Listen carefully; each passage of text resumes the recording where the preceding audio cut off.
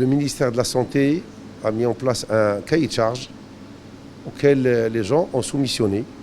Et les laboratoires qui ont été visités par une commission et qui ont été acceptés pour faire partie du réseau de la santé publique relative au dépistage du Covid-19 ou bien du SARS-CoV-2,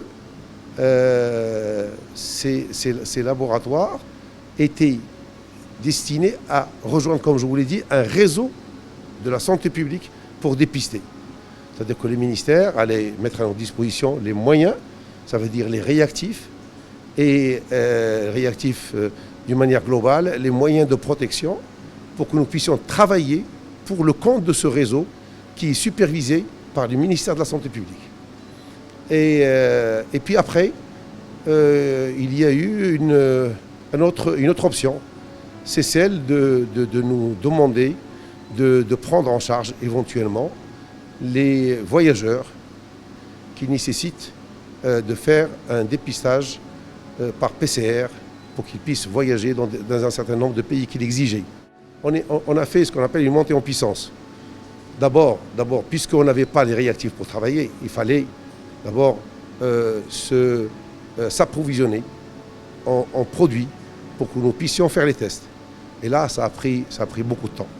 Ça a pris au moins une quinzaine de jours. D'où proviennent ces tests? Justement, là, on est en train de parler des tests PCR. Ces tests proviennent essentiellement aujourd'hui de l'Asie. Ça veut dire de la Chine, de la Corée du Sud, essentiellement. Bon, soit directement, soit via des structures européennes, mais nous, on ne peut prendre que chez les fournisseurs marocains. Donc des sociétés marocaines qui sont spécialisées dans ce secteur d'approvisionnement des laboratoires en réactifs et produits consommables. Donc on fait nos commandes au niveau de ces sociétés, et ces sociétés importent pour nous ces réactifs. Très souvent, il y a beaucoup de ruptures de stock et des pénuries. Et donc, on fait un certain jonglage entre les différentes sociétés. Nous sommes arrivés hier à 300. Aujourd'hui, ce qui nous reste à réaliser pour le compte des opérateurs, il nous reste à peu près 200 ou 250 que nous allons réaliser. Normalement, nous, on agit dans le cadre d'une ordonnance. Ça veut dire qu'on nous ordonne, c'est un prescripteur qui nous ordonne de faire tel ou tel test. Mais nous sommes capables aussi de prendre en charge un certain nombre d'analyses directement. Et par conséquent, on fait des prestations de conseil pour le patient. Globalement,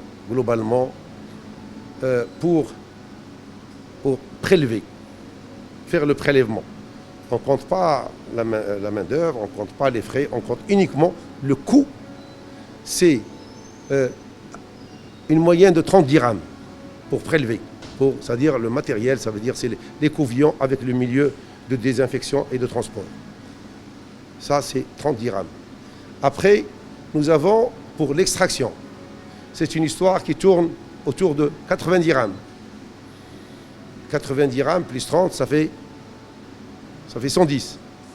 Et puis vous rajoutez tout le matériel qui est nécessaire pour l'amplification. Donc c'est la deuxième opération.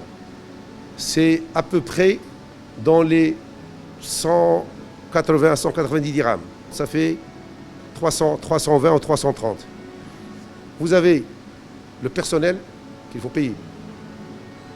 Vous avez l'électricité, l'eau, le loyer, vous avez les impôts, vous avez, bref, les différents frais. L'amortissement des équipements, tout ça, nous, on l'achète, il faut le payer. Donc, de 300, combien on a compté 350, vous arrivez à peu près, avec toutes ces charges-là, vous arrivez pratiquement à 500 dirhams de frais. On le fait à 700. C'est 200 dirhams. C'est le 200 dirhams, il y a à peu près une taxe professionnelle à payer. Il y a aussi les impôts, c'est minimum 6%. Il n'y a pas un gain qui est énorme. Si on devait le faire pour le compte de l'État, parce qu'on ne l'a pas fait jusqu'à présent, on devait le faire, on allait travailler gratuitement. Ça veut dire que toutes les charges du personnel, toutes les autres charges que je vous ai décrites, sauf les réactifs, C'est les seuls qui devaient être donnés. Et les biologistes étaient tout à fait disposés bien sûr, à travailler pour notre pays.